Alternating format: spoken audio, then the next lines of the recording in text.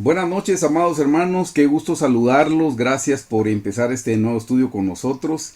Este estudio es Jesús, ayúdame a controlar mis emociones.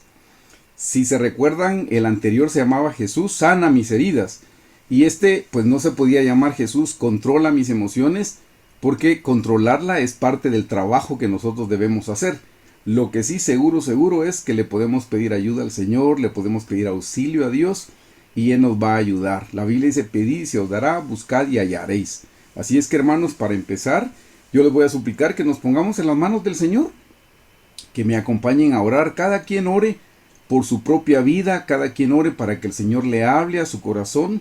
Cuando lo estemos estudiando, por favor, consejo que les doy, no piensen en ninguna otra persona más que en ustedes. No piensen en algún vecino o algún familiar, sino piensen esto cómo lo puedo aplicar yo a mi vida. Así es que los invito a orar. Señor Jesús, en esta noche te damos gracias, Señor, por tu gran amor, por tu misericordia, por tu bondad. Señor, damos gracias por la vida que nos das el día de hoy y especialmente la vida eterna que nos estás regalando, Señor, por tu sacrificio en la cruz del Calvario. Señor, damos gracias porque con tu sangre compraste nuestra salvación y con tu sangre escribiste nuestros nombres en el libro de la vida, Señor. Y te damos gracias, Padre, por la vida abundante que tú nos has dado y nos estás dando el día de hoy, Señor. Señor, venimos a esta reunión con gratitud, también con expectativas, Padre, de todo lo que vas a hacer, la edificación que nos vas a dar de acuerdo a tu palabra, Padre, sobre el tema de las emociones, Señor. Señor, te damos gracias porque la luz de tu palabra nos ha iluminado. Tu palabra no solamente es una luz, sino también es como un pan que nos fortalece, Señor, para continuar caminando. Y por eso en esta noche te damos gracias, Jesús, porque tu palabra como pan ha venido a fortalecernos, ha venido a nutrirnos. Tu palabra es la que nos ayuda a seguir caminando, Señor. Por eso alabamos y bendecimos tu nombre, Señor, y te exaltamos en esta noche. Con humildad venimos a pedirte que nos hables a través de tu palabra, que abras nuestro entendimiento, Señor, que abras nuestro corazón, que podamos comprender el mensaje que tú tienes para nosotros el día de hoy. Sobre todo, Señor, ayúdanos a que podamos vivirlo para que sea un mensaje práctico, Señor. Te damos gracias por todo, te bendecimos, Señor. Bendice a mis hermanos que ya nos están acompañando, bendice a los que se van a añadir más tarde y aún a los que tenían el deseo pero por alguna razón no pudieron, bendícelos donde quiera que están y si lo van a ver luego en internet, que también tú les puedas dar tu provisión, Señor. Gracias porque tú sabes utilizar la tecnología, Señor, para poder llevar tu palabra. Bendecimos tu nombre, te exaltamos y te glorificamos, Señor. Santificado seas por siempre, Señor Jesús. Amén. Pues buenas noches una vez más, hermanos, y gracias por acompañarnos en este estudio bíblico. Yo quedé muy agradecido con el Señor por el tema anterior. Siempre les digo, hermanos, cuando tengan oportunidad ustedes de compartir, no se rehúsen, porque hay una doble porción para la persona que enseña, porque al momento de estudiarlo está recibiendo su porción y no crean, al momento de compartirlo también está recibiendo otra porción especial. Así es que yo los exhorto a ustedes y los animo a que compartan. Cada quien tiene el don que Dios les dio para poderlo compartir. Yo por eso también les mando la presentación por si por la velocidad algo no les da tiempo de tomar nota. Ahí quedaron todos los conceptos, hermanos, que les pueda servir a ustedes, a sus familias y a las personas con las que ustedes se relacionan. Pues les decía que el año pasado terminamos el tema Jesús sana mis heridas, que fue un tema muy lindo para mí. El Señor me habló y eso que yo ya venía estudiando eso por muchos años. Y esta noche empezamos el tema, hermanos, Jesús, ayúdame a controlar mis emociones. Y les decía al principio, este tema no podía llamarse Jesús, controla mis emociones, porque le estaría dejando yo toda la responsabilidad al Señor Jesús de hacer la obra. Y hermanos, esa responsabilidad nos compete a nosotros, esa responsabilidad nos corresponde a nosotros. Por eso el tema es, Jesús, ayúdame a controlar mis emociones. Y hermanos, como les dije al principio, la Biblia dice, tocad y se os abrirá, buscad y hallaréis. Así es que si nosotros le pedimos ayuda al Señor, el Señor nos va a auxiliar. Así es que les voy a compartir la presentación para que me pueda dar a entender y para que ustedes sean más gráfico. Y estamos ahí, hermano. Solo déjenme ver si puedo hacer yo algo que tengo que cambiar aquí. Hay algo que no estoy haciendo bien, permítame un momentito. Solo necesito... Sí, déjeme ver si es aquí.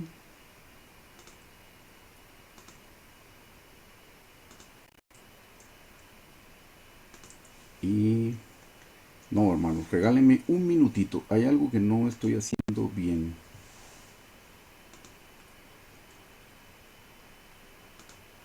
Esto creo que es lo que corresponde ahora.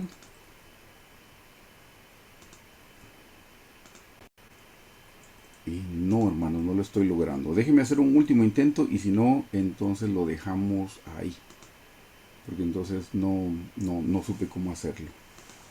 Que necesitaba partir la pantalla para que pudiera aparecer la persona, para que no sea tan monótono solo estar escuchando una voz. Pero creo que algo cambió y no me he actualizado. Ah, aquí está.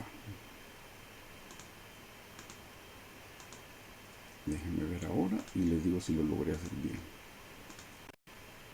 Y no, hermanos, no lo logré hacer. Pero bueno, lo vamos a dejar entonces ahí y luego voy a aprender. Pues les decía que el tema es Jesús, ayúdame a controlar mis emociones. Este es el capítulo 1, hermanos, y vamos a ver qué son las emociones, para qué sirven y cómo se generan. Este es el contenido de la noche de hoy. El contenido es mucho más largo, pero solo en esta noche, hermanos, es qué es y qué no es este estudio bíblico. Siempre empiezo diciendo eso, hermanos, y va a ser importante que lo veamos hoy. Luego vamos a ver por qué estudiar las emociones en un estudio bíblico. Luego, ¿qué son las emociones? Vamos a estudiar, hermanos, que hay unas emociones que son básicas. Entonces vamos a estudiar qué son las emociones, las básicas que les estoy mencionando. ¿Para qué sirven las emociones? Hermanos, Dios nos hizo como seres emotivos y esas emociones Dios las puso en nuestro corazón con un propósito, y eso lo vamos a ver con versículos bíblicos. Luego también vamos a ver cómo se generan las emociones. Eso es importantísimo que podamos comprenderlo, hermanos, cómo es que se generan. Y por último, porque esta es la parte importante, hermanos, es que sí podemos controlar nuestras emociones con la ayuda del Señor Jesús. Vayámonos al inciso A, qué es y qué no es este estudio bíblico. Siempre lo aclaro, hermanos, cuando tratamos el tema anterior también, hermanos, esto no es una clase de psicología. Yo necesito ser honesto con ustedes, yo no soy psicólogo, hermanos, yo no estudié ni siquiera esa disciplina. Lo que sí he hecho, hermanos, es que pues, he estudiado la Biblia, pero también he estudiado varios libros de psicología acerca de este tema, como el de las heridas, como el de los temperamentos. Desde soltero, pues gracias a Dios que me formaron el buen hábito de la lectura cuando fui educado en casa, y sí me ha gustado leer. Y estos temas yo los he estudiado, hermanos, no para enseñárselos a ninguno, los he estudiado no para compartirlos. Los estudié tratando de entenderme a mí mismo, por qué pienso de tal manera, por qué reacciono de tal otra manera. Y así es como he ido haciendo el cúmulo de conocimiento que el Señor me ha regalado hasta este tiempo. Yo les conté a ustedes que cuando le pedí a la pastora Susi que ella nos compartiera del árbol del enojo, no sé si ustedes se recuerdan, pero yo lo conté. Yo se lo pedí a ella, hermanos, porque yo tenía como creo que unos 5 o 6 años, que la gente me decía, hermano, ¿cuándo va a compartir el tema del enojo? ¿Cuándo va a compartir el tema del árbol del enojo? Y yo la verdad siempre he pensado, yo no tengo solvencia moral para hablar de ese tema, porque yo tengo problemas con el enojo. Entonces, ¿cómo les voy a venir yo a hablar a ustedes del enojo si yo todavía estoy lidiando con eso? Pero cuando yo le pedí a la pastora que finalmente lo compartió, y lo compartió muy lindo, hermanos, gracias a Dios, ella ya lo había compartido más veces y pues su conocimiento también está a un nivel más alto que el mío. Pero yo le conté al pastor y le dije, mira, que me lo habían pedido desde hace años, pastor, le digo yo, y yo nunca me he animado, porque con qué solvencia.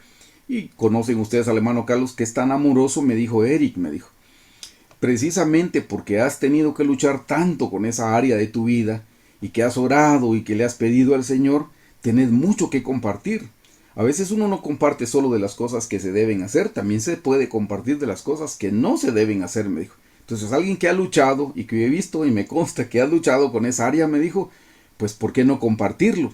Dios se va a glorificar en tu debilidad. Entonces yo ahí fue cuando ya me quedé pensando y dije, bueno, entonces ya hay otros temas que yo puedo compartir. Porque de lo contrario, hermanos, yo me quedaría compartiendo solo del atrio, ¿verdad? Porque es lo que estoy viviendo. Pero dije, no, vamos a compartir de otras cosas y yo tendré la solvencia para poderles decir, hermanos, yo también estoy luchando, esto también es parte de mi vida, pero hasta dónde ha podido avanzar un poquito, y eso es lo que les voy a compartir con la ayuda del Señor. Por eso les aclaro, esto no es una clase de psicología, yo no soy un psicólogo, hermanos. Pues a veces pienso cómo no estudié eso tan lindo, pero sí he tenido muchísimos libros. Hoy olvidé ponerles la bibliografía, se los voy a enviar, pero son muchos libros, hermanos, que hablan acerca de este tema.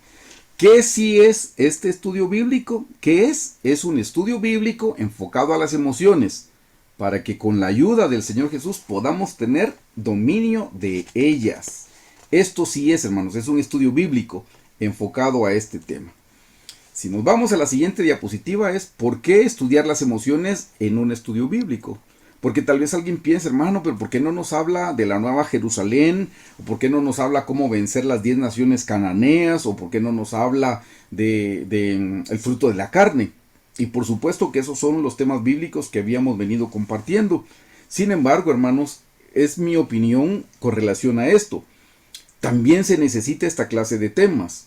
Porque yo estoy luchando para llegar a la Nueva Jerusalén, pero si no logro gestionar mi vida, si no logro gestionar mis emociones, o como en el tema pasado, si no logro llegar al punto donde dejo que el Señor Jesús sane mis heridas, hermanos, difícilmente voy a poder llegar yo a la Nueva Jerusalén con esas heridas que no me permiten caminar, que me impiden avanzar. Lo mismo con las emociones. Hermanos, si no logro obtener la victoria sobre mis emociones, les pregunto, ¿cómo puedo pretender yo llegar a ser la esposa del Cordero si todavía caigo en una depresión cuando las cosas no salen como yo deseo, cuando estoy pasando por alguna situación adversa, me enojo con Dios? Difícilmente voy a llegar a ser la esposa del Cordero con esa clase de actitudes. Entonces, hermanos, estos temas también son importantes. Note bien, no estoy diciendo que los otros no. Los otros son súper, hiper, mega importantísimos, hermanos, para crecer espiritualmente. Pero estos no los dejemos de lado. También son importantes, hermanos, porque estos nos ayudan a el siguiente paso que tengo que dar. ¿Cómo tengo que conducirme en esta vida para poder llegar a la eternidad? Porque si aquí fallo, aquí fracaso, difícilmente voy a tener un crecimiento espiritual por toda la eternidad. Así es que esa es la razón por la que estamos tocando esta clase de temas en los estudios bíblicos, hermanos. Número 1, les anoté aquí. ¿Por qué estudiar las emociones en un estudio bíblico? Número 1, hermanos, porque las emociones son parte de nuestra vida. Somos seres emocionales, así es el diseño que Dios hizo para nosotros. Número 2, Dios nos creó como seres emotivos. Hermanos, todo lo que tenemos vino de parte del Señor, esto es parte del diseño. Por supuesto que vamos a ver con la Biblia cómo estas emociones se pervirtieron. Habían unas emociones que Dios puso en nosotros, hermanos, que eran las emociones puras, si les podemos llamar así. Lo vamos a ver en breve en unos versículos bíblicos. Pero el pecado las deformó, el pecado las corrompió. Dios las puso con un buen propósito, pero una vez que Adán y Eva comieron y nosotros heredamos esas malas elecciones de nuestros primeros padres, nosotros también las hemos corrompido. Ellos nos heredaron su corrupción y nosotros le hemos añadido más corrupción todavía a las emociones. Número 3. Dios nos hizo con emociones puras, pero el pecado las deformó. Número 4. Si no aprendemos a controlar nuestras emociones, ellas tomarán el gobierno de nuestra vida. Hermanos, entonces terminaremos siendo esclavos. No esclavos del Señor Jesucristo, sino esclavos de nuestras emociones. Nuestras emociones nos embriagan, nuestras emociones toman el control de nuestra vida. Más adelante le voy a decir de qué emociones estamos hablando. Número 5. Una emoción fuera de control acarrea dolor propio. Se lo puedo decir por experiencia. Una emoción fuera de control acarrea dolor propio y dolor al prójimo. Y hermanos, ¿qué prójimo más cercano tenemos que nuestra familia? ¿Qué prójimo más cercano para los casados, nuestro cónyuge? ¿Qué prójimo más cercano que nuestros hijos? Y si nosotros, hermanos, dejamos que las emociones se salgan de control, nosotros vamos a sufrir. Nuestros hijos van a sufrir también. Por eso la importancia, hermanos, que podamos traer las emociones a los pies del Señor Jesucristo y que Él nos ayude a tomar ese control.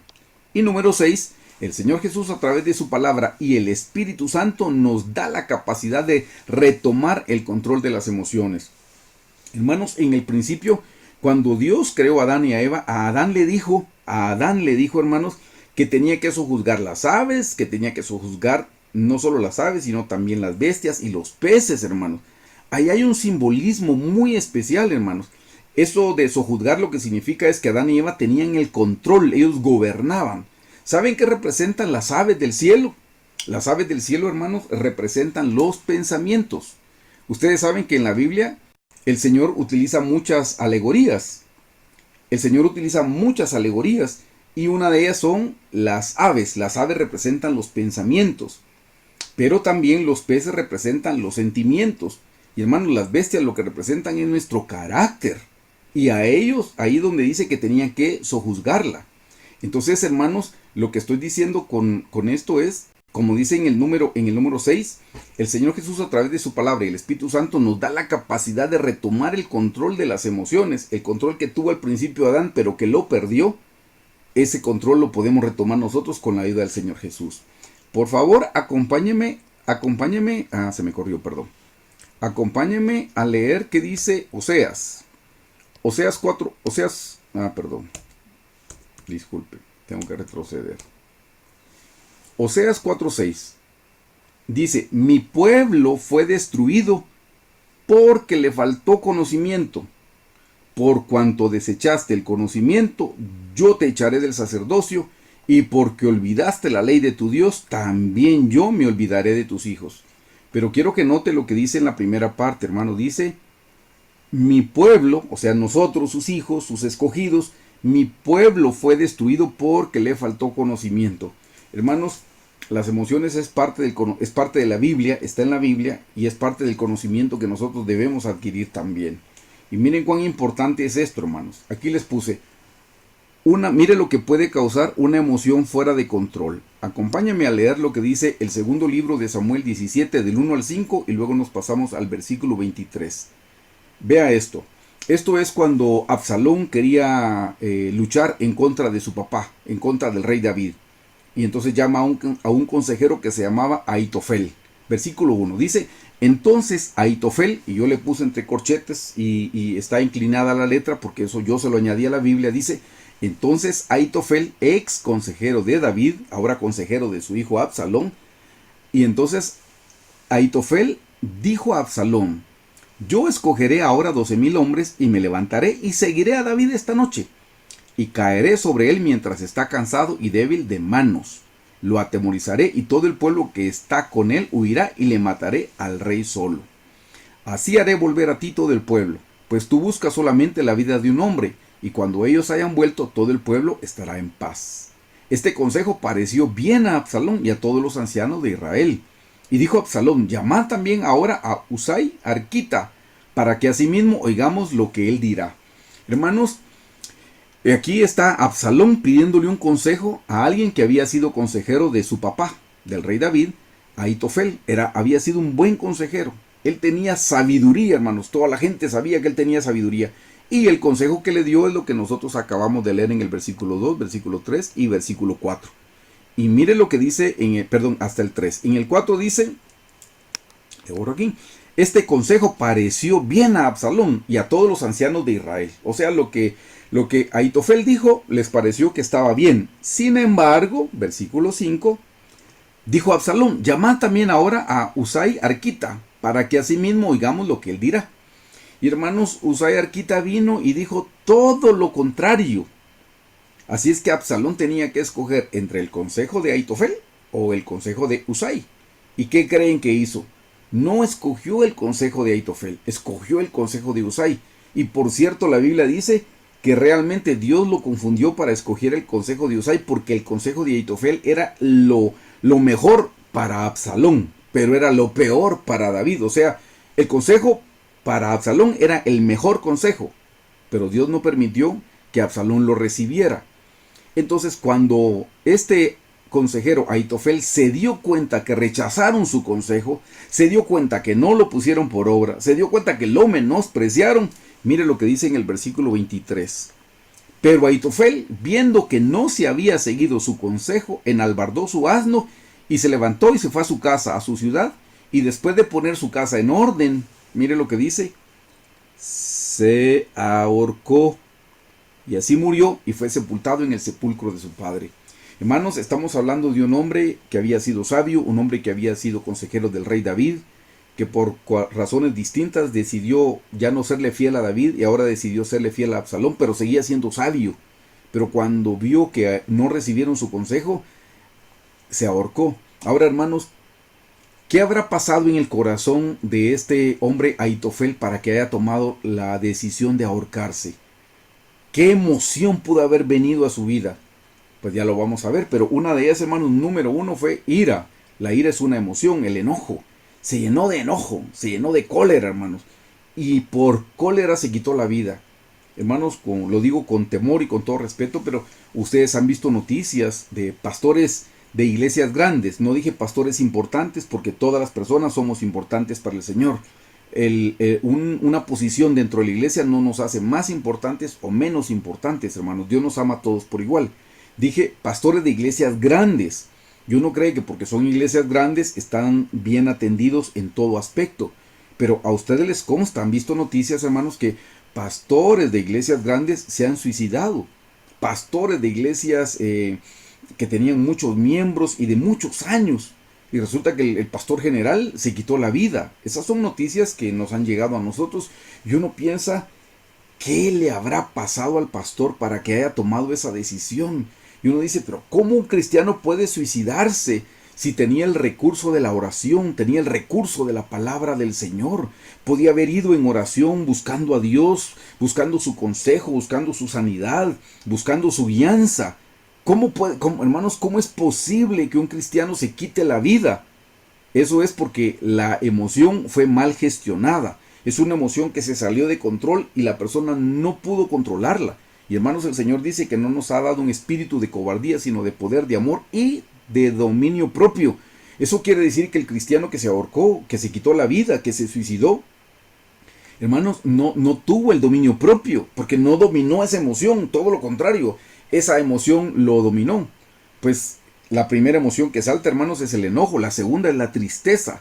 Y ustedes saben que la depresión es una tristeza, solo que es una tristeza muy grande. Vamos a ver más adelante la diferencia. Es una tristeza muy grande. Y al final, hermanos, para que sepan, la depresión, eso lo aprendí el pastor Carlos hace muchísimo tiempo, cuando yo estuve en depresión. Hermanos, yo sé de lo que les estoy hablando, por eso le digo, me interesé en este tipo de lecturas porque estoy tratando de encontrar el camino, que Dios me ayude a encontrar el camino para salir adelante. Y el Señor en su misericordia me ha puesto gente linda que me ha aconsejado, que me ha ayudado, y también me ha puesto literatura, hermanos, basada en la Biblia, por supuesto. Ustedes saben que yo estoy a favor de la psicología, toda vez que el psicólogo o la psicóloga sean cristianos, porque van a encontrar la fuente de vida que es el Señor Jesucristo. Por eso yo lo promuevo, y hace unos meses el pastor Carlos me contó que también la doctora Hicks promovía la psicología, pero que la persona o el profesional sea cristiano. Y hasta me dijo, ¿sabes qué decía la doctora Hicks de la psicología? La psicología es la sabiduría aplicada a la conducta humana. Así es que yo por eso me he quedado tranquilo en mencionarlo. No es pecado, hermanos, o sea, leer estas cosas, porque pues los psicólogos para eso estudiaron. Entonces yo les digo, yo sé cuando hablan de depresión, yo sé lo que es la depresión. Pues en algún caso le he contado, cuando tuve los problemas con el nacimiento de mi segundo hijo, hermanos, yo estuve en depresión 2 años completos. Yo, hermanos, gracias a Dios nunca tomé la decisión de quitarme la vida. Pero soy honesto, y esta será la tercera, cuarta o quinta vez que yo lo cuento, pero yo cuando en las noches me dormía, hermano, y oraba, porque oraba y estaba en depresión, leía la Biblia y estaba en depresión. No, yo predicaba y estaba con depresión, hermanos. Pero yo cuando terminaba de orar en la noche decía, Señor, ¿cómo quisiera dormir y no despertar jamás? Hermanos, es lo mismo de decir me quiero morir o lo mismo me quiero suicidar. Claro, políticamente no lo decía de una manera tan abierta, pues lo decía de otra forma, pero al final es lo mismo. ¿Saben qué, hermanos? Por eso fue que con el pastor Carlos, y me ayudó una consejería que tuve con él, en una consejería se me fue la depresión de muchos años, hermanos. Yo ahí entendí, no necesité una terapia, no necesité una inyección, y no estoy diciendo que las terapias son malas, no estoy diciendo eso, solo dije no necesité medicinas. Lo que necesité fue conocer el principio de la gratitud, darle gracias al Señor en todo. Y hermanos, cuando de corazón le di gracias a Dios, la depresión se fue, pero instantáneamente. Que ese día que salí a la oficina, yo les cuento el testimonio porque lo recuerdo, el cielo era más azul y el aire era más fresco, hermanos, y se había ido la depresión. Pero en esa sesión donde el pastor me ministró, me dijo: Eric, la depresión es un enojo en contra de Dios.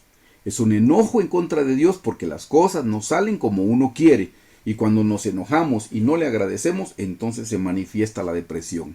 La depresión es una tristeza. La tristeza también es un enojo, hermano, solo que es un enojo leve. Pero cuando va pasando el tiempo y no lidiamos con la tristeza, entonces viene la melancolía, etcétera, etcétera, y caemos en depresión. Bueno, eso le pasó a Ahitofel, hermanos. Cayó primero en un enojo que se le manifestó como tristeza y terminó en el suicidio. Por eso sí es importante este tipo de enseñanzas, hermanos. Yo le estoy justificando por qué es necesario que sí estudiemos este tipo de temas de acuerdo a la luz de la palabra, de acuerdo a la Biblia, porque vamos a encontrar mucha sabiduría. Así es que les decía yo con este ejemplo, una emoción fuera de control y hasta le podría quitar la vida a la persona. Nos vamos a la siguiente, hermanos, para avanzar. Es ¿qué son las emociones? Le voy a dar la definición. Y mire, definiciones hay muchísimas. Usted lo va a encontrar en los libros, lo puede encontrar en internet, hay muchas. Esta fue la que más sentido me hizo desde hace mucho tiempo, es la que más claro me deja el concepto, porque algunas no sabía yo exactamente a qué se referían. Dice que las emociones, dice, una emoción es un estado psicológico complejo que implica tres componentes distintos, tres componentes. Una es la experiencia subjetiva, que se la anoté por aquí del lado derecho. 2, dice una respuesta fisiológica. Y 3, una respuesta conductual. Eso es una emoción, hermano. Yo le puse, aquí le traigo yo las definiciones. ¿Qué es una experiencia subjetiva? ¿Son las sensaciones o es la percepción o son los estímulos que tenemos por dentro? ¿Por qué es subjetivo? Porque no es algo concreto, no es algo tangible, no es algo maleable, no es algo que yo puedo palpar. Por eso es subjetivo. Pero eso es una percepción o es una sensación que yo tengo, hermanos. Y vamos a ver más adelante eso de percepciones, es bien importante. Entonces es algo que yo percibo por dentro, pero que no lo puedo describir. Es algo que es una sensación que tengo, pero que no la puedo tocar, no la puedo ver. Por eso es subjetiva. Pero esa experiencia subjetiva me lleva a una respuesta fisiológica. Eso de respuesta fisiológica significa a una reacción del organismo o del cuerpo. Cuando tenemos emociones, hermanos, eso se manifiesta en nuestra cara. En algunos se manifiesta más que en otros. Conmigo, cuando estoy alegre, se sabe que estoy alegre, y cuando estoy enojado, se sabe que estoy enojado. Porque es una respuesta fisiológica. Lo vamos a ver más adelante en las definiciones. Entonces, percibo algo internamente que es subjetivo y se manifiesta de una manera fisiológica en mi organismo o en mi cuerpo. Digo en mi cuerpo porque puede ser en mi rostro, pero puede ser en mis órganos porque me dan úlceras y me ataca el estómago o me sube algo que se llama cortisol. Y más adelante vamos a tocar ese tema. Hermanos, el cortisol ahora han descubierto que es uno de los promotores del cáncer. Entonces a nosotros más nos vale no tener esos picos de cortisol. Eso es una respuesta fisiológica. Yo no soy doctor, pero he leído. Y de la respuesta fisiológica pasa a una respuesta conductual. Ojalá se quedara solo en una respuesta fisiológica y eso nos hizo mucho daño, pero sería daño solo para nosotros. Pero no, hermanos, esa respuesta fisiológica nos lleva a una respuesta conductual y ahí es donde nosotros ofendemos, dañamos a nuestro prójimo, los herimos, hermanos. Porque algo que fue subjetivo por dentro se manifiesta de alguna manera en mi organismo o en mi cuerpo. Y eso da una respuesta conductual y cuando ya es una respuesta conductual, yo ya ofendí, yo ya herí, yo ya golpeé físicamente o con palabras a mi prójimo, como les dije hace un rato, que generalmente es mi esposa, mis hijos, mi gente cercana, hermanos. Esos son las emociones. Por eso de nuevo se lo leo. Dice, una emoción es un estado psicológico complejo que implica tres componentes distintos. Una experiencia subjetiva, una respuesta fisiológica y una respuesta conductual o expresiva. Y dice, Para entender mejor lo que son las emociones, vamos a centrarnos en estos tres elementos antes mencionados y yo ya se los describí. ¿Cuáles son las emociones básicas, hermanos? Aquí ustedes ven 6 caritas. Entonces, les leo lo que les anoté. En realidad, dice, hay un número de diferentes teorías de las emociones que intentan identificar y clasificar. Hermanos, hay gente que dice que son 6, hay gente que dice que son 4, hay gente que dice que son 8 y hay gente que dice que son más. Yo les leo el segundo punto. En 1972, el psicólogo Paul Ekman sugiere que existen 6 emociones básicas que son universales a lo largo de las culturas humanas. Número 1, la alegría. Número 2, la ira. Número 3, el asco. Número 4, la tristeza. Número 5, el miedo. Y número 6, la sorpresa. Según este psicólogo muy reconocido, muy estimado en esta disciplina a nivel mundial, en el año 72, él dijo son 6. La alegría, la ira, el asco, la tristeza, el miedo y la sorpresa. Pero para el año 79, redujeron de las 6 emociones a 4 emociones, que son los rostros que yo les puse ahí y les voy a contar de dónde. La primera que leímos, hermanos, es la alegría. ¿Qué es alegría? Es un sentimiento de bienestar y de satisfacción. Ustedes han tenido esa emoción, estoy seguro. La segunda es la ira. ¿Qué es la ira? Es un sentimiento de indignación. Eso lo estudiamos cuando la pastora Susi nos compartió el tema del árbol del enojo. Es un sentimiento empieza con una indignación. Me indigno, esto no es justo. Número 3, la siguiente emoción era asco. ¿Qué es el asco? Es la sensación de intenso desagrado o de condena hacia lo repugnante o repulsivo. Eso me da asco. Número 4, la tristeza. La tristeza es una sensación de infelicidad o desdicha. Número 5, el miedo. Una forma de aprehensión que suele ser originada por la percepción de dolor, peligro o amenaza. También lo vamos a ver más detallado más adelante. Y la número 6 era la sorpresa, la sensación de asombro o un malestar ante un suceso inesperado, una sorpresa. Me sorprendí, hermanos. Pero les decía yo, les voy a borrar aquí para que no se me confundan, les decía yo, hermanos, que de 6 emociones las dejaron en 4 y les voy a contar por qué. Unieron la del asco con la ira y se quedó solamente la ira. ¿Por qué unieron la del asco con la ira? Porque miren qué cosa más interesante y por eso les puse la gráfica de los rostros. Tanto el asco como la ira, lo primero que hace es fruncir, es la nariz, tiene que ver con la nariz. Es lo primero, dice, o sea, uno frunce el ceño y frunce la nariz. Entonces, pensaron que las emociones tienen que ser de manera que, aunque no se digan, en el rostro las puede expresar y que eso todas las culturas lo pueden entender. Entonces ahí fue donde unieron el asco con la ira y realmente se quedó la ira y quitaron el asco. Entonces aquí tenemos una y aquí nos quedó la número 2. Y luego la número 3 es la tristeza y entonces unieron la sorpresa con el miedo, porque tanto en la sorpresa uno abre los ojos como con el miedo uno abre los ojos. Entonces, de esa manera, dejaron reflejado, hermanos, esta es la de la alegría. Esta que vemos aquí nosotros, hermanos, tendría que ser la del enojo. Esta tendría que ser la del miedo y esta tendría que ser la de la tristeza. Y así fue como hicieron la categoría. Y entonces, básicamente, dejaron de 6, la dejaron en 4. Y de 4 se desprenden otras. Estas son las primarias y hay otras que vamos a ver después que se llaman secundarias. Pero estas son las emociones primarias. 4. Alegría, ira, tristeza y miedo. Se quitó asco y se quitó la sorpresa. Eso es solo para su acervo cultural. Pero también dividen las emociones en agradables y emociones desagradables. Están las agradables y las desagradables. Ustedes están familiarizados con la balanza. Por un lado está el placer y por el otro lado está el dolor. Entonces, obviamente están las agradables y las desagradables. Por un lado está el placer y por el otro lado está el dolor o la angustia. De las 4, hermanos, del lado del placer solo quedó una, que es la alegría. Y del lado del dolor y la angustia quedó la ira, la tristeza y el miedo. Del lado desagradable quedaron 3. Y esas son las tres que vamos a estudiar porque esas son las tres que más problemas nos dan.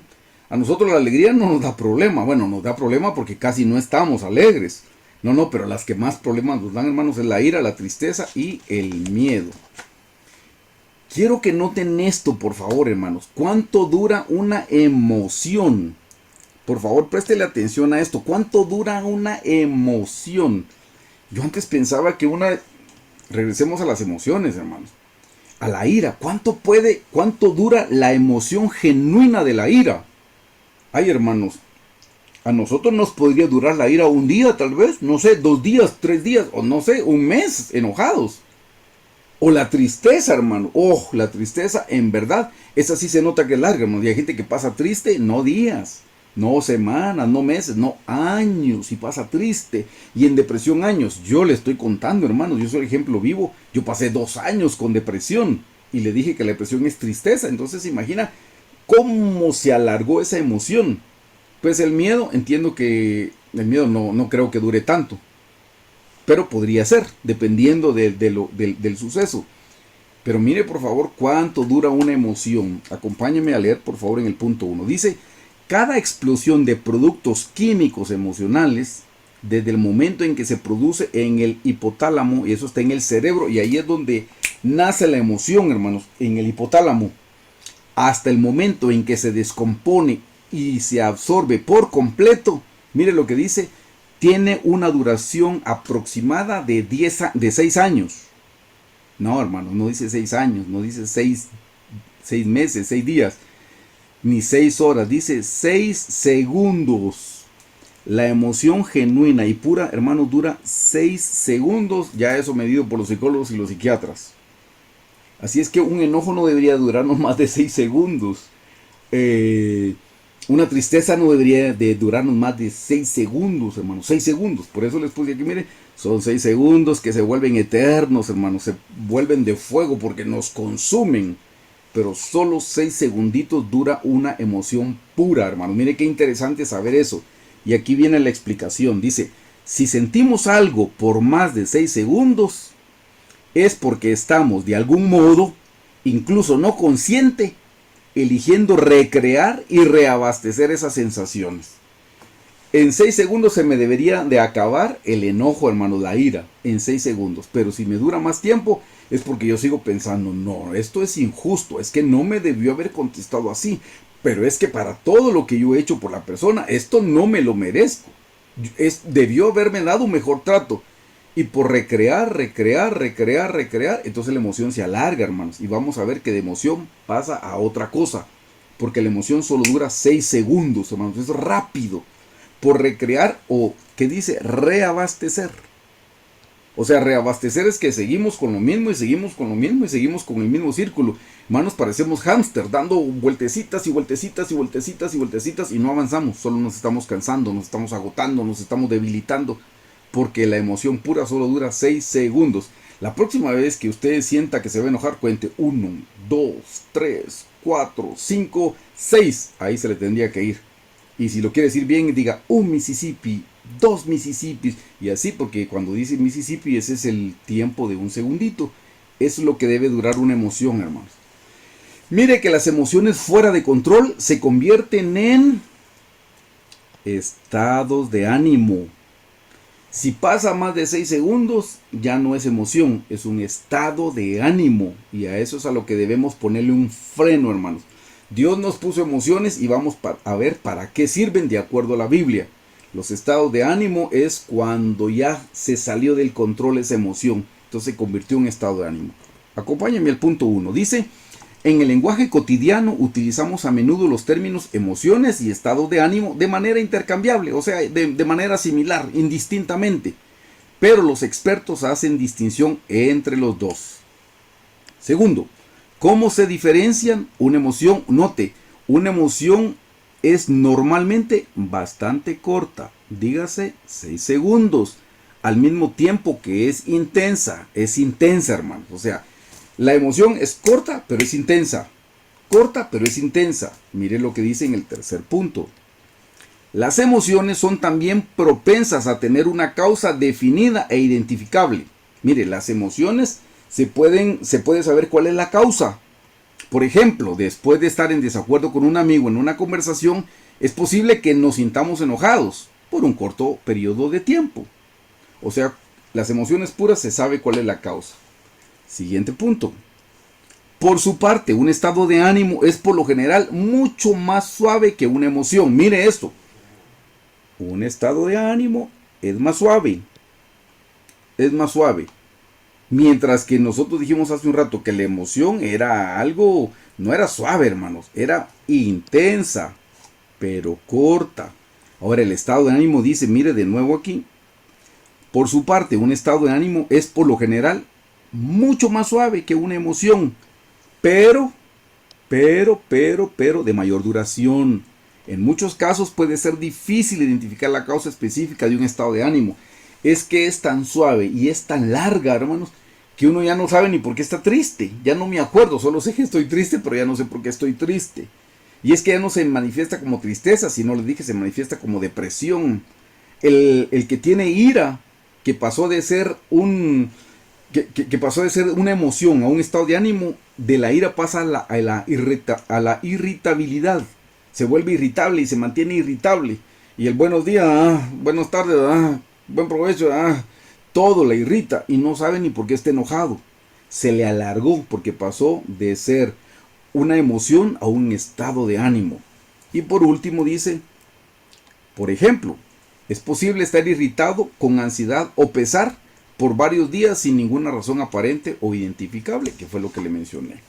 Las emociones fuera de control, dice, dan paso a los estados de ánimo. Y aquí le digo de qué emoción sale un estado de ánimo. Veamos la ira. Dice, de la ira pueden originarse variantes como, ya veo que también hay variantes en las emociones, variantes como la indignación, como la furia, como la cólera o como la irritabilidad.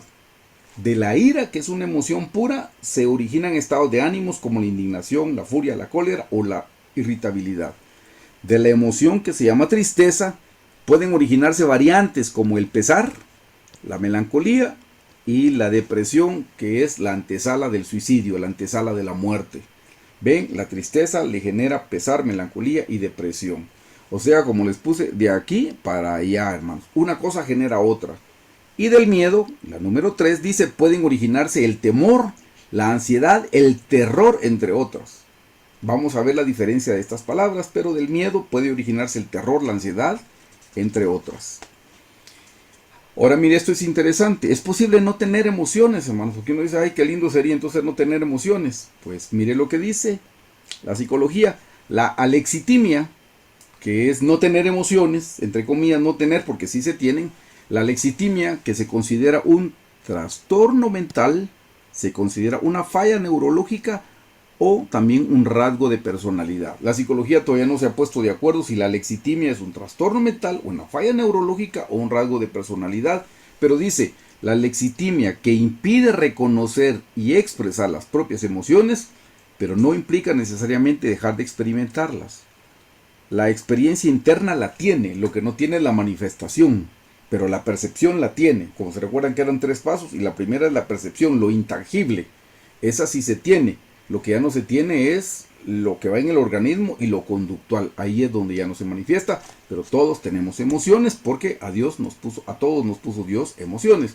¿Para qué sirven las emociones, hermanos? Aquí les doy la explicación. Dice, las emociones cumplen una función muy importante en las personas. Permiten conectar al sujeto desde su interior abstracto hasta su exterior. ¿Se recuerdan que hablamos? Se percibe algo internamente que no se ve, que es intangible, hacia afuera. Eso es lo que dice. Las emociones cumplen una función muy importante en las personas. Permiten conectar al sujeto desde su interior abstracto a su interior concreto. Y con este ejemplo espero aclararlo. Alguien con miedo puede frenar su actividad porque identifica algún peligro. Hermanos, esa es una emoción que nos ayuda a tomar decisiones rápidas. Hay un peligro. En este caso el sujeto siente algo molesto en su interior abstracto, que le mueve a actuar en el exterior concreto de determinada forma para prevenir algún mal que cree posible. Cuando alguien tiene miedo, hermanos, toma una decisión rapidito y toma decisiones rápidas. Para eso nos la dejó el Señor, lo vamos a ver más adelante. Miren para qué son las emociones útiles. Las emociones tienen utilidad. Esto lo dice la psicología y luego le voy a dar el versículo bíblico. Las emociones son útiles para ejecutar acciones inmediatas. Acuérdese, las emociones, como son de corta duración, hermanos, son para acciones inmediatas. En el inciso A vamos a estudiar la ira. Dice, mire qué pasa con la ira. La sangre fluye a las manos y así resulta más fácil tomar un arma o golpear a un enemigo. El ritmo cardíaco se eleva y un aumento de transmisores como la adrenalina genera un ritmo de energía tan fuerte como para generar una acción vigorosa. ¿Se da cuenta? La ira, la sangre se va hacia las manos porque tiene que ejecutar algo con sus manos, se tiene que defender con sus manos, tiene que tomar, en este caso menciona un arma o para golpear al enemigo. Entonces la sangre fluye a las manos y así resulta más fácil, dice, tomar un arma o golpear a un enemigo. El ritmo cardíaco se eleva, hermanos, cuando está enojada la gente, y un aumento de transmisores como la adrenalina y generan ese ritmo de energía tan fuerte para generar una acción vigorosa. Se necesita, hermanos. Esa es lo que dice la psicología. Luego le digo qué es lo que dice la Biblia. Nos vamos a las emociones son útiles para ejecutar acciones inmediatas. Inciso B. El miedo. Mire qué cosa más interesante con el miedo. Dice, la sangre va a los músculos.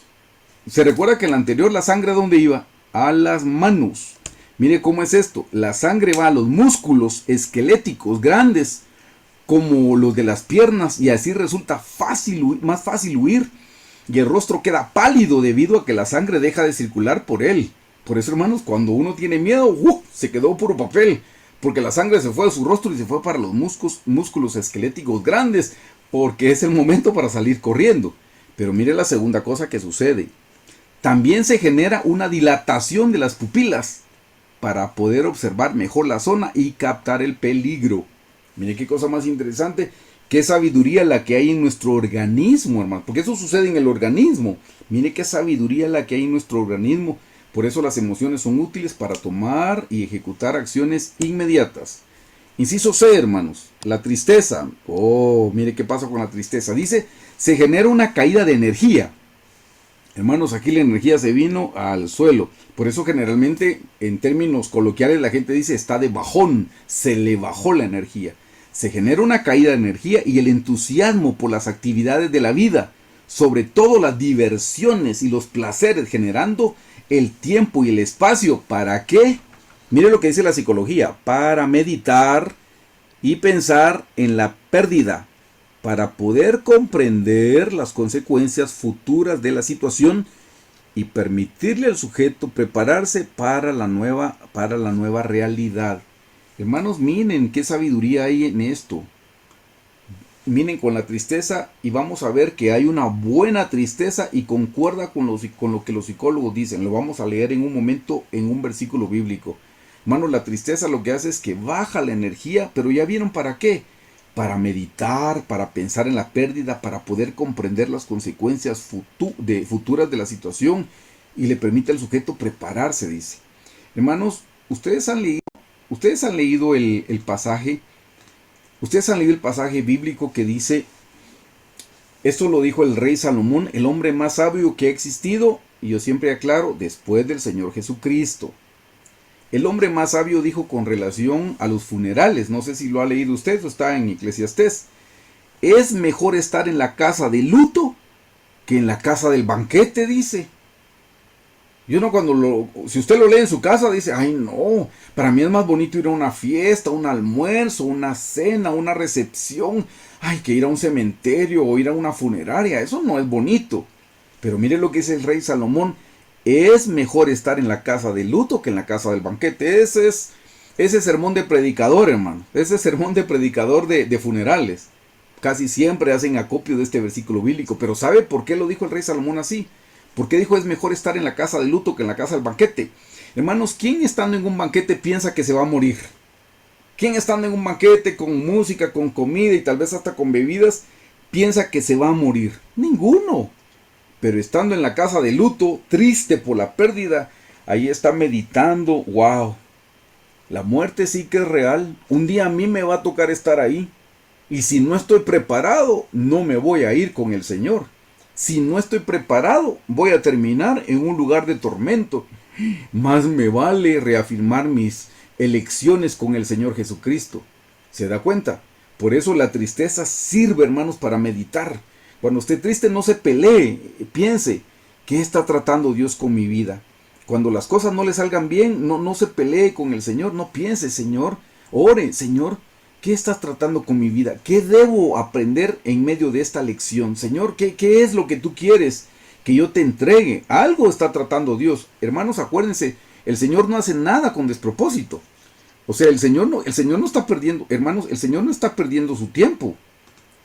El Señor no está perdiendo su tiempo con ninguno, hermano. Al contrario. Entonces Dios debe estar tratando algo. Por eso se dan cuenta, miren qué importante lo que estamos viendo con relación nosotros ahorita de la tristeza, hermano. Y esto lo dice la psicología, espérese lo que dice la Biblia. No, me encanta lo que vamos a ver, hermanos. ¿Cómo se generan las emociones? Por favor, hermano, présteme atención. Esto es importantísimo que yo se lo pueda explicar bien. Le pido al Señor que me dé la sabiduría para podérselo decir. ¿Cómo se generan las emociones? Aquí viene la explicación, hermano. Dice, nuestras emociones son el producto final. Mire, nuestras emociones son el producto final de una forma de valorar e interpretar lo que nos ocurre. En alguna ocasión yo se lo mencioné a usted porque yo lo aprendí así y lo pude ver en la práctica. Présteme atención. Hermanos, a nosotros no nos afecta. A nosotros no nos afecta lo que nos pasa. A nosotros nos afecta cómo percibimos nosotros eso que nos pasa. Por eso es que usted ve que dos personas reaccionan de manera diferente ante las mismas situaciones y circunstancias. Porque no son las cosas las que nos afectan, sino cómo lo percibimos nosotros. Les voy a poner un ejemplo bien sencillo. A dos personas los detienen en la calle y el policía les pide sus papeles de identificación. Y uno da sus papeles rápido, pronto, y el otro empieza, pero ¿y por qué me tiene que pedir a mí los papeles? Pero ¿por qué yo le tengo que dar a usted los papeles? ¿Y usted qué autoridad tiene sobre mí? Y sí tiene una autoridad. Pero ¿sabe por qué? La persona que se resiste a dar los papeles, hermanos, está pensando que eso es injusto, que por qué lo detienen, que le están haciendo perder el tiempo. Hay gente que cuando la detienen en el tránsito, hermanos, generalmente lo primero que le pasa es discutirse con el agente de tránsito. Y se pelean y le alegan, porque me está haciendo perder el tiempo, porque esto es injusto. Esa es su percepción. Y hay gente que dice, sí señora agente, aquí está. Ah, va, todo en regla, pase adelante. Y se fue. Les voy a poner un ejemplo bien sencillo. No sé si en los demás países que nos están viendo ahora esto pasa. Yo tuve un trabajo antes de estar en la iglesia y yo recuerdo que la persona que era el dueño, cuando le hablaba a uno o le daba a uno una instrucción, hacía esto. Yo creo que de ahí me quedó la costumbre. Y cada vez que remedo a la persona yo hago así porque eso era clásico. Y te apuras y haces tal cosa y rápido. Y a mí cuando me hacía eso, la verdad que me decía, y lo hace rapidito. Ah, va. Pero había gente que cuando le hacía así, yo miraba que estaba perdiendo la cabeza y se enojaba. Y yo después entendí, pero eso hace años. Por eso les digo que no es lo que nos pasa, sino cómo percibimos lo que nos pasa a nosotros. Entonces yo entendí, yo con la familia que me crié, eso nunca pasó. Ahí nunca hacían esto para decirle a uno te apuras o hacer otra cosa. Entonces a mí no me molestaba. Pero a la gente que sí le molestaba era porque en su casa le hacían estos ruiditos, y entonces le activaba el chip de lo que le había sucedido.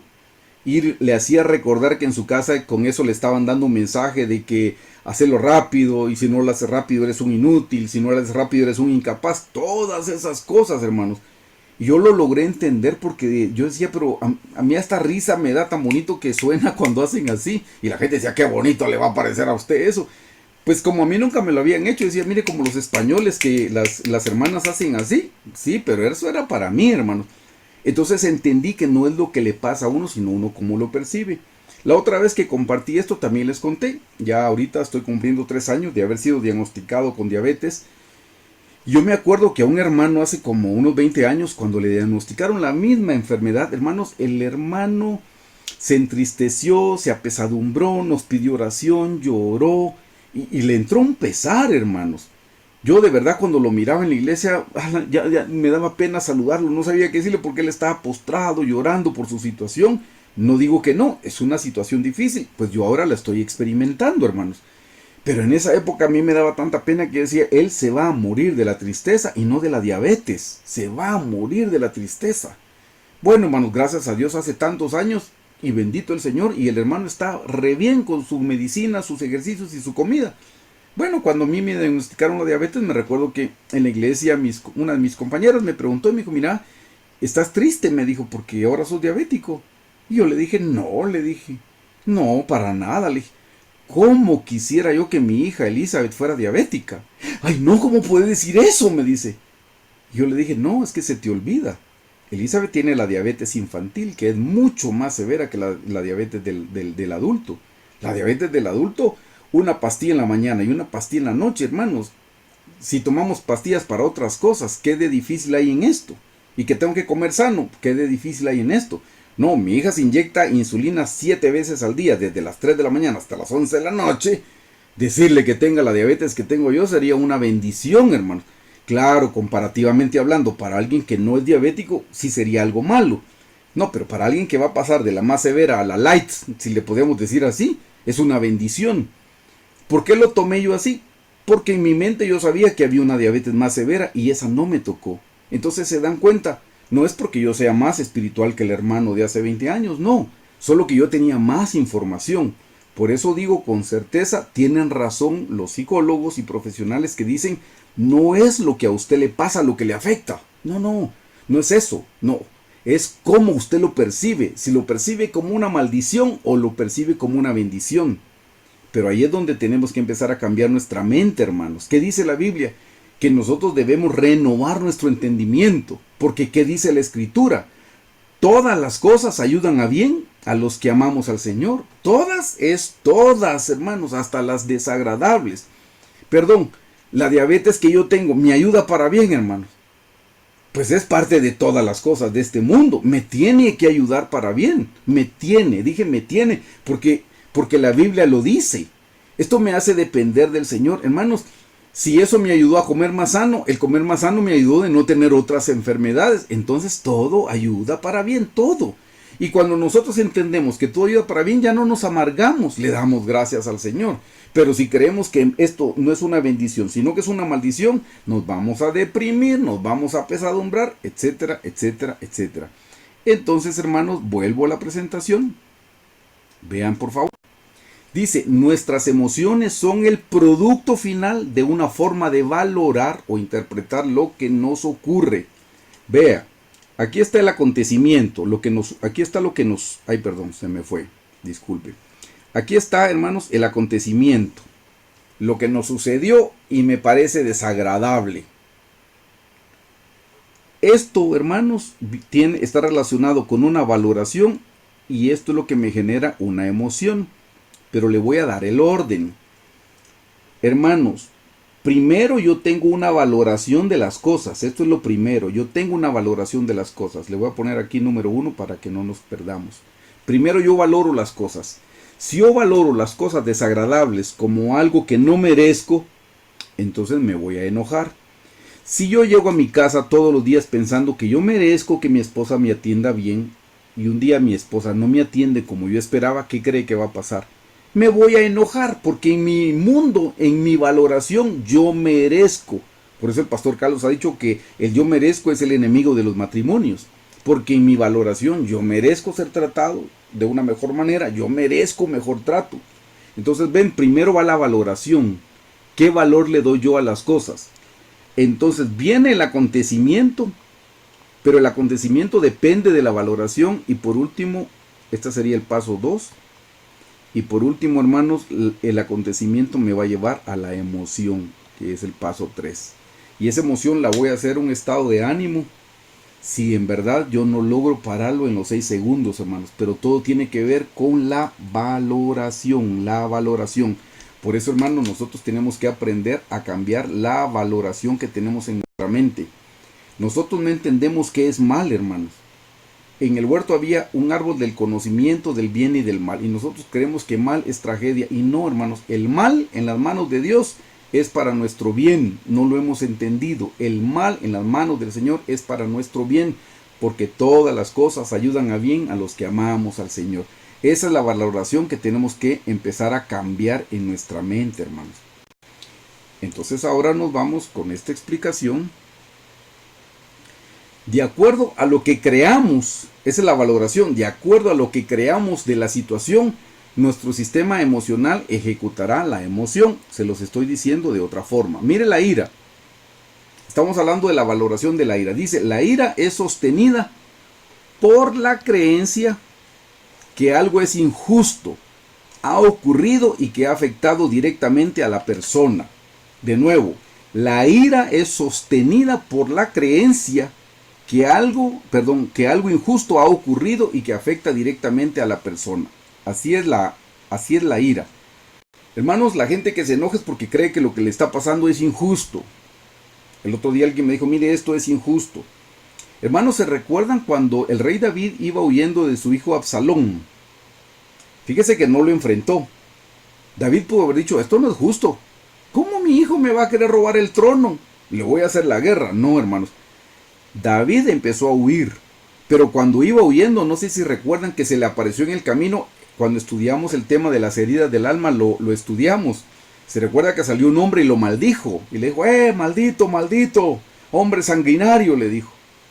Y uno de los soldados de David le dijo, rey, mato a este perro muerto, le dijo. ¿Qué es este perro muerto para que le hable así a mi rey? Lo mato, le dijo. Y no sé si recuerdan que le dijo el rey David. Déjalo, le dijo. Si él me maldice, quizá de parte de Dios me maldice. Y se le acabó la ira. No pensó que era injusto. Pero si cada vez que nos pasa algo nosotros creemos que es injusto, si cada vez que nos pasa algo nosotros creemos que no lo merecemos, hermanos, vamos a vivir en enojo, en ira, en cólera toda la vida, porque no es justo, porque no es justo, porque no es justo. No, hermanos, si Dios lo permitió en nuestra vida, es justo. Si Dios lo permitió en nuestra vida, tiene un buen propósito. Vayámonos con la siguiente emoción, hermano. Dice, de nuevo, de acuerdo a lo que creamos de la situación, nuestro sistema emocional de acuerdo a lo que creamos de la situación, nuestro sistema emocional ejecutará la emoción. Veamos la tristeza. Dice, la tristeza es sostenida, ve que la sostiene, es sostenida por la creencia de que ha habido una pérdida muy importante y que el individuo no puede vivir sin eso que perdió. Es que yo no puedo vivir, dice. Hermanos, por supuesto que es triste y doloroso perder a un ser querido. Es doloroso, hermanos. Es triste. Yo, gracias a Dios, no he estado en esa situación con seres queridos cercanos, hermanos, pero entiendo que eso es triste. Ahora la pregunta que les tengo es, ¿en verdad no se puede vivir cuando se pierde a un ser querido? No, hermanos, sí se puede vivir. Lo hemos visto en la práctica. La gente ha vivido. O sea, sí se puede vivir. Pero ¿qué es la tristeza? ¿Qué sostiene la tristeza, hermanos? La tristeza la sostiene la creencia de que ha habido una pérdida tan importante que no se puede vivir sin eso que se perdió. Es que sin eso yo no puedo vivir, yo ya no voy a ser feliz. No, sí va a doler y puede doler mucho tiempo, hermanos. Pero podemos vivir. No, sin Cristo no podemos vivir. Ahí sí, mi hermano, sin el Señor Jesucristo no podemos tener la vida abundante que Él ofrece. Siguiente emoción, hermanos, el miedo. El miedo es sostenido por la creencia que algo malo va a pasar y que uno no es capaz de enfrentar la situación. ¿Por qué nos da miedo, hermano? Porque algo malo va a pasar y no tengo la capacidad de enfrentar esa situación. Eso, hermanos, es lo que nos provoca miedo. Cuando decimos que no lo voy a poder enfrentar, yo no puedo enfrentar esta situación. Avancemos un poco más. Ahora veamos las emociones que Dios nos dio. Dice, Dios nos dio las emociones con un buen propósito. Y veamos la ira, hermanos. Por favor, acompáñenme a número 25, 6 al 11. Y he que un varón de los hijos de Israel vino y trajo a una madianita a sus hermanos a los ojos de Moisés y de toda la congregación de los hijos de Israel. Y mientras lloraban ellos a la puerta del tabernáculo de reunión, lo vio Fines. Este es un pasaje que ya hemos estudiado antes, Hermanos, aquí están adulterando los hijos de Israel. Están cometiendo adulterio con otra tribu, hermanos, que son los moabitas. Y entonces viene este Fines, que era hijo del sacerdote Eleazar, y se llenó de celo. Y fue y mató a ese hombre que llevaba una madianita, así descarado, le llevaba a su tienda. Y vino Fines y le mató. Versículo 7. Y lo vio Fines, hijo de Eleazar, hijo del sacerdote Aarón, y se levantó de en medio de toda la congregación y tomó una lanza en su mano. Y fue tras el varón de Israel a la tienda y los alanceó a ambos, al varón de Israel, o sea, al israelita, y a la mujer por su vientre. A los dos los atravesó con una lanza, hermanos. ¿Y qué dice? Y cesó la mortandad en los hijos de Israel. Y murieron por aquella mortandad 24,000. Vea lo que dice en el versículo 10. Entonces Jehová habló a Moisés diciendo: Fines, hijo de Eleazar, hijo del sacerdote Aarón, ha hecho apartar mi furor de los hijos de Israel, llevado de celo entre ellos, por lo cual yo también le he consumido, dice, por lo cual yo no he consumido en mi celo a los hijos de Israel. Esto ya lo estudiamos y lo estamos mencionando ahora. Hermanos, el celo es el amor. Eso es celo, el amor. ¿Se recuerda cuando hablamos del enojo? Dijimos que el celo es el enojo santo. Eso tiene que ver. Lo mueve el amor, pero al final es lo que llamábamos enojo santo, o el enojo limpio, o el enojo no corrupto. Entonces, Dios sí nos dejó ese sentimiento, hermanos. ¿Para qué nos dejó, hermanos? ¿Para qué nos dejó Dios a nosotros? ¿Para qué nos dejó Dios a nosotros el enojo, la cólera? No para que nos enojemos por las cosas que a nosotros nos ofenden. No, hermanos, Dios nos dejó el enojo para que nosotros nos ofendamos con las cosas que a Él le ofenden. El pecado a Dios le ofende. Entonces nosotros deberíamos de ofendernos con el pecado. El adulterio a Dios le ofende. Entonces nosotros deberíamos de ofendernos y de enojarnos con el adulterio. Lo que a Dios le ofende nos debería de ofender. Pero nosotros ahora, el enojo corrupto, a nosotros ya no nos ofende lo que a Dios le ofende. No, a nosotros nos ofende cuando no hacen lo que nosotros queremos, cuando no nos complacen. Eso nos ofende y eso es lo que nos enoja ahora, hermanos. Para eso fue que el Señor nos dejó a nosotros. Para eso fue que el Señor nos dejó a nosotros el enojo o la ira. Veamos la siguiente, hermano. La tristeza. Déjeme ver si era esa la que tocaba. Sí, la ira. Ahora toca la tristeza. Mire lo que dice la tristeza. Segunda de Corintios 7 del 8 al 10. Porque aunque os contristé, esta es la palabra tristeza, con la carta no me pesa. Eso lo dice Pablo. No me pesa, aunque entonces lo lamenté. Porque veo que aquella carta, aunque por algún tiempo os contristó, otra vez tristeza, ahora me gozo, no porque hayáis sido contristados o entristecidos, sino porque fuiste contristados otra vez. ¿Para qué dice? ¿Para qué? Para arrepentimiento. ¿Se recuerda lo que vimos que decía la psicología? Se baja la energía para meditar, para pensar. Es mejor estar en la casa de luto que en la casa del banquete para meditar de nuestros caminos, para arrepentirnos. Versículo 9 completo. Ahora me gozo no porque hayáis sido contristados, sino porque fuisteis contristados para arrepentimiento, porque habéis sido contristados según Dios. O sea, ven que Dios nos entristece, para que ninguna pérdida padecieseis por nuestra parte. Vea lo que dice en el 10. Porque la tristeza que es según Dios, o sea, la tristeza que viene del Señor, porque la tristeza que es según Dios produce arrepentimiento para salvación, de que no hay que arrepentirse. Pero la tristeza del mundo, mire, hay otra, la tristeza del mundo produce muerte. ¿Cuál es la muerte? Depresión. Ya les dije, la depresión es la antesala de la muerte. Ven, hermanos, que la tristeza que viene de parte de Dios es para que nosotros nos arrepintamos de nuestros malos caminos, para que meditemos, para que nos volvamos al Señor. Para eso es la triste. Nos vamos ahora con la emoción que Dios nos dio, el miedo. ¿Qué dice Proverbios 1:7? El principio de la sabiduría, ¿qué dice? Es el temor de Jehová. Los insensatos desprecian la sabiduría y la enseñanza. Este versículo es conocidísimo. El principio de la sabiduría, dice, es el temor a Jehová. Usted quiere ser sabio, tenga temor a Jehová. Y ahora, ¿qué es temor? Mire lo que dice que es temor. y algunos lo saben. La palabra temor significa reverencia y significa respeto. ¿Cómo se los puedo explicar, hermanos, qué es la reverencia?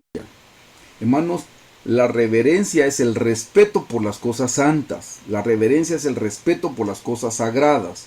¿Cómo tengo yo respeto? Pues déjenme que se lo explique, hermanos. Si nosotros estamos en la iglesia escuchando una prédica, no deberíamos de estar pendiente de un celular. Porque estamos pendientes de un celular o estamos pendientes de la palabra del Señor. Usted no se presenta delante de un personaje natural como digamos un presidente y usted está hablando con el presidente y usted saca el celular y está escribiendo. Esa es una gran falta de respeto. No lo haría, por cierto. Y si no lo haríamos por un presidente, ¿por qué sí lo podemos hacer estando en la presencia del Señor en oración? O por ejemplo, hermanos, comiendo.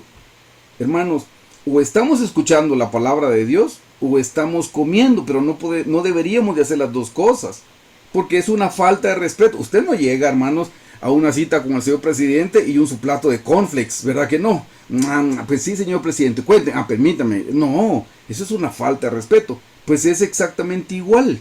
Hace años, cuando el pastor Carlos me explicó este principio, me dice, mira, Eric, yo no me puedo comer ni un chicle cuando estoy yendo una prédica, me dijo, porque me estoy comiendo un chicle o estoy poniéndole atención a Dios. Yo dije, qué importante entender eso. Miren esto. Y me dijo, ¿sabes que hay grupos evangelísticos lindos que hacen desayunos para hombres de negocios, hacen almuerzos y hacen cenas? Son lindos, me dijo, pero le han perdido el respeto al Señor, porque por ganar tiempo, miren lo que me dijo, por ganar tiempo lo ponen a uno a predicar cuando la gente está comiendo, y la gente o está comiendo o le está poniendo atención a Dios, y por estar comiendo no le ponen atención al Señor. Entonces me dijo, es una falta de reverencia. Miren qué importante, hermanos. Entonces, ese es el principio de la sabiduría, el temor al Señor. Entonces, esa es una emoción que el Señor nos puso, hermanos. Ya vamos a finalizar. Dice, mire esta parte importante, hermanos, no podemos cambiar el mundo. Eso ya lo sabemos, hermanos, no podemos cambiar el mundo. No, hombre, hermanos, no podemos cambiar el mundo. Pero sí podemos cambiar nosotros en el mundo en el que vivimos. Hermanos, el Señor espera que nosotros seamos transformados de gusanos a mariposas, hermanos. Esa es la transformación. Metamorfosis, eso es lo que significa. Metamorfosis es una transformación. Y hermanos, tenemos que ser transformados. De nuevo le repito, no podemos cambiar el mundo, pero sí podemos cambiar nosotros en el mundo en el que vivimos. Para cambiar el mundo, primero hagámoslo nosotros. Nosotros somos los que debemos cambiar, hermanos, nosotros. Por favor, esposa, no piense cambiar a su esposo, no piense cambiar a su marido. Marido, no piense en cambiar a su esposa, eso no es trabajo suyo. Nosotros no somos el Espíritu Santo para cambiar a nuestro cónyuge. Hermanos, nosotros no podemos cambiar a nuestros hijos. Lo que sí podemos es orar, interceder, ayunar por ellos para que el Señor haga un cambio. Pero lo que nosotros sí podemos hacer es entender la palabra del Señor para que la palabra del Señor nos cambie y nos transforme a nosotros, hermanos. Miren, este es el engaño más grande del mundo. Hablando de las emociones, este es el engaño más grande del mundo. ¿Cuál es el engaño? Seré feliz cuando las personas cambien y me traten bien. Ahí voy a ser feliz. Cuando las personas cambien y me traten bien. A mí me gusta contar las cosas que me han pasado y como dijo el pastor, de las cosas malas que he hecho, les puedo contar alguna buena experiencia que les ayude a ustedes. Cuando la iglesia empezó, como a los 4 años, creo que era no intrépido, sino un poco imprudente. Yo le hablé un día al pastor con la confianza que le tengo, le dije, Pastor Carlos, le dije, ¿te puedo hacer una observación? Sí, con mucho gusto. Fíjate, Pastor Carlos, le dije que yo en tus enseñanzas siempre veo que le pones énfasis a uno, que uno perdone al prójimo, que uno ame a los que le han ofendido, que uno a los enemigos. Mira, hermano Carlos, le digo yo, con todo cariño, le digo, pero siento que solo a mí me estás diciendo, hermano Carlos, ¿cuándo le vas a predicar a esos hermanos que entran y no saludan? Que uno está dando la bienvenida y pasan viendo para otro lado, hermano Carlos. ¿Por qué no les decís que por favor me saluden, hombre? Yo estoy ahí en la puerta cuidándole su carro y esto. Ni gracias, ni te voltean a ver. siempre que yo tengo que perdonar, que yo me tengo que humillar, que yo, ay, aunque sea una prédica, le dije, aunque sea una prédica. Y el hermano Carlos, con el amor que tiene, se sonrió y me dijo, mira pues Eric, me dijo, si yo le tuviera que predicar a todas las personas para que te traten bien y que seas feliz, me dijo, no me alcanzaría el tiempo. Me tendría que ir contigo en el carro, me tendría que ir en el bus, le tendría que predicar a todos los pilotos de la autopista que no sean imprudentes, que no te corten el camino, que no vayan a causarte un accidente. Tendría que ir con tu vecino para decirle que te dé los buenos días, que te salude, que no llegue de madrugada, que no arranque el carro. Ay, Eric, me dijo, se me acabaría la vida y no puedo. Mejor te predico a ti que tú cambies y te prometo que vas a ser feliz. Y yo en esa época no entendí, me quedé pensando, ¿será? No, pero aunque sea una, sí le debería de decir, por favor, pensé yo. No entendí, hermanos. Es que estaba con el engaño. Hermanos, este es el engaño. El engaño es, seré feliz cuando las personas cambien y me traten bien. Les pongo ejemplos. Estamos sin sonido, así es que se puede reír si se da por aludido. Ups, perdón. Si él me quisiera, para mí sería todo diferente. Ah, no, mire, si él me quisiera, yo sería feliz. Las hermanas dicen, yo sería la mujer más feliz del mundo si él me quisiera. Siguiente.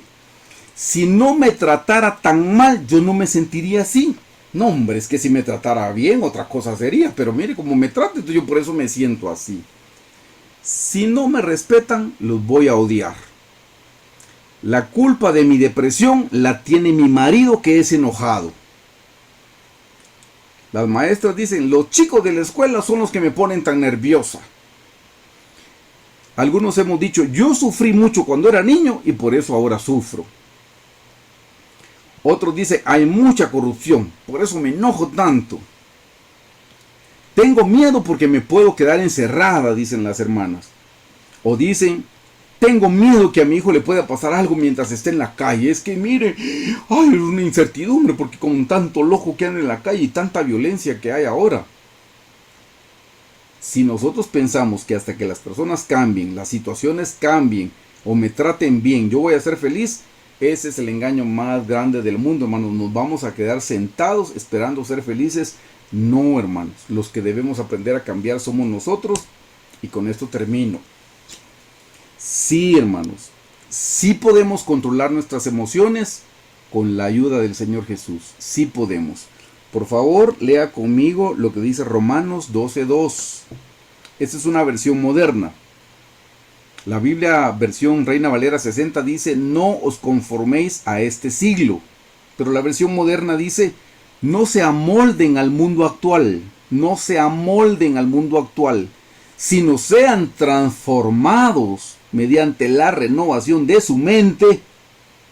Así podrán comprobar cuál es la voluntad de Dios, buena, agradable y perfecta. Vean, hermanos, de nuevo dice, no se amolden al mundo actual, no tomen la forma de este mundo, sino sean transformados. Mire, aquí está el secreto, hermanos, transformados mediante la renovación ¿de qué? De su mente. Cambie su mente, cambie sus pensamientos, cámbielos, cambie su mente. Hasta que cambiemos la manera de pensar, hermanos, entonces nosotros vamos a ver las cosas como una bendición. O lo vemos todo como una maldición, o lo vemos todo como una bendición que viene de parte del Señor. Hermanos, algunos se podrán enojar con sus hijos porque son desordenados, porque sus hijos hacen esto, sus hijos no hacen caso, etcétera, etcétera. ¿Cuántas mujeres que no pudieron tener hijos serían felices con un hijo desordenado? Les pregunto. ¿Se da cuenta? Por eso tenemos que renovar nuestra mente y tener gratitud. Pero no, nosotros siempre pensando en que si la situación cambia. Hermanos, es cierto, no es para dar un premio si son desordenados, pero es para instruir, pero también para ser agradecidos.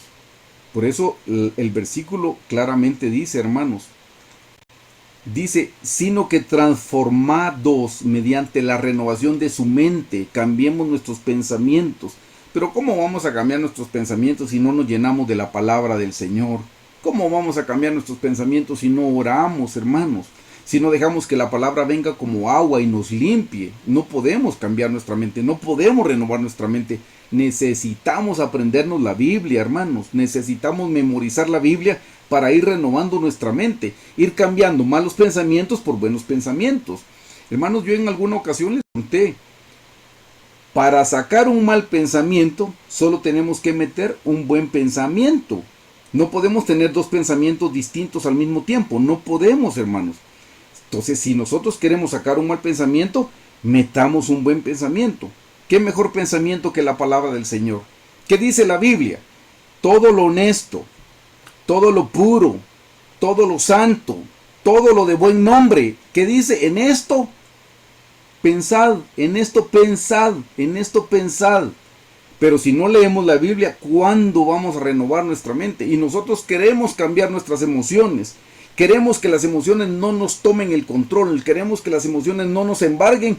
Pero no queremos leer la palabra del Señor. Hermano, la palabra de Dios es vida. Viene a nuestra mente y nos cambia. Saca las tinieblas con su luz, la luz de su palabra. Si no renovamos nuestra mente, vamos a estar dando vueltas en este círculo, un año enojados, un año iracundos, 2 años, 3 años, y nos vemos en 10 años y estamos hablando exactamente de lo mismo y no hemos cambiado. Nos amargamos, le amargamos la vida a nuestro prójimo, le amargamos la vida a nuestro cónyuge, le amargamos la vida a nuestros hijos. Los hijos se fueron de casa huyendo porque ya no querían vivir con nosotros, porque les echamos a perder la vida, porque nunca quisimos cambiar nuestras emociones, porque no quisimos renovar nuestra mente, no quisimos renovar nuestros pensamientos. Hermanos, para eso tenemos el recurso de la palabra del Señor. Por eso es que debemos meditar en su palabra de día y de noche.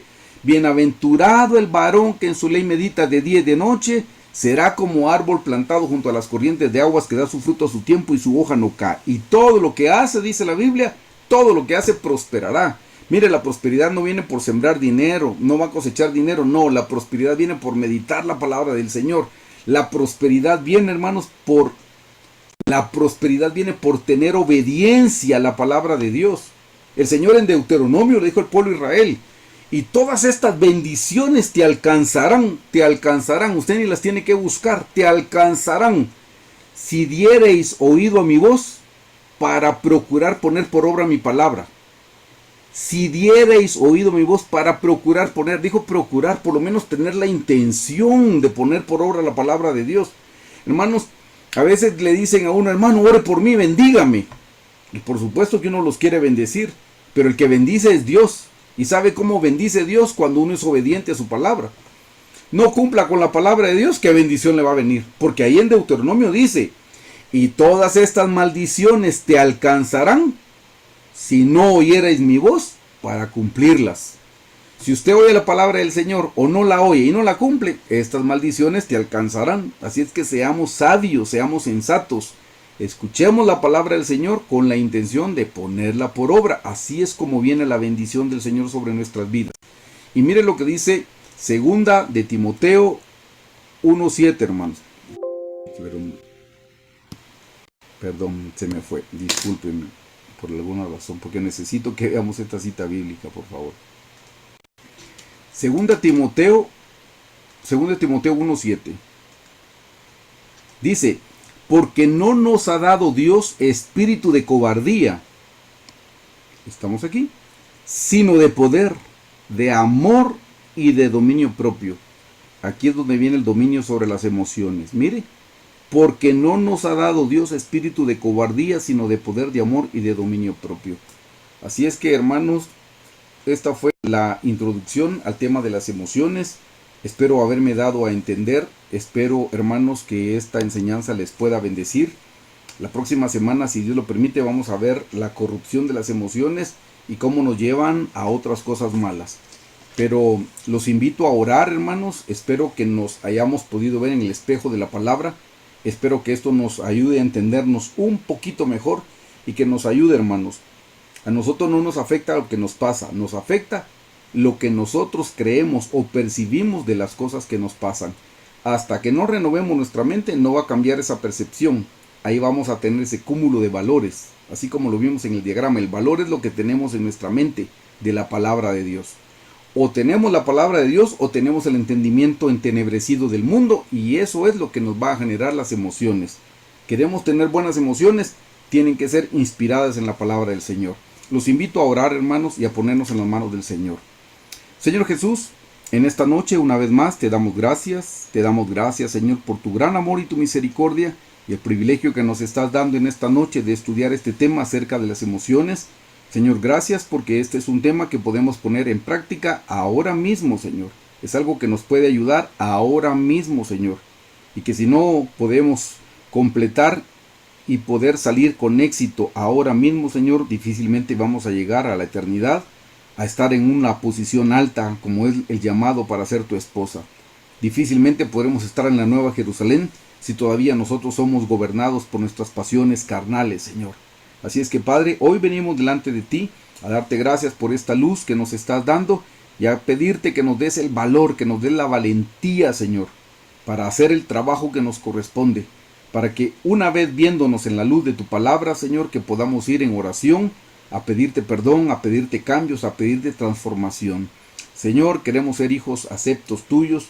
Señor, queremos ser amados, queremos amarte a ti y también queremos amar a nuestro prójimo, Señor. Ayúdanos a ser una luz para nuestro cónyuge, para los casados, para nuestros hijos, Señor, para los que somos padres, una luz para nuestras familias, una luz para la gente que tenemos cerca. Señor, ayúdanos a tomar el control sobre las emociones. Devuélvenos el poder que tú le diste a Adán en el huerto, Señor.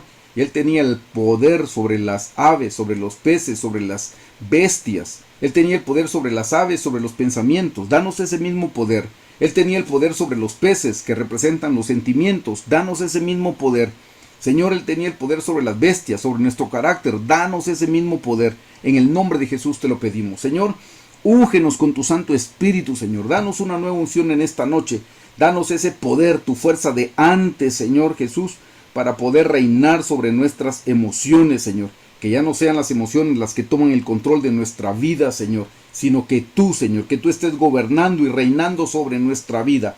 Hoy nos humillamos ante ti, hacemos una declaración voluntaria diciéndote, Señor, sé el Rey de mi vida. Señor, ya no quiero que ninguna emoción me gobierne, no quiero que nada que no seas tú me gobierne, Señor. Me rindo a ti, me humillo delante de ti, yo soy tu esclavo, Señor, y estoy aquí para servirte, para amarte. Me entrego totalmente en cuerpo, alma y espíritu. Te entrego todo lo que soy y todo lo que todavía no soy, Señor. Yo te lo entrego todo, Señor, y me rindo. Hoy confieso que tú eres el alfarero y yo solo soy el barro y tú me estás dando la forma que tú quieras. Bendito sea tu santo nombre. Te amamos, te bendecimos, te glorificamos. Santificado sea tu nombre. Ven con nosotros, Señor. Sé propicio y danos la victoria sobre estas emociones, Señor. Te lo pedimos en el nombre de tu Hijo Jesús. Amén.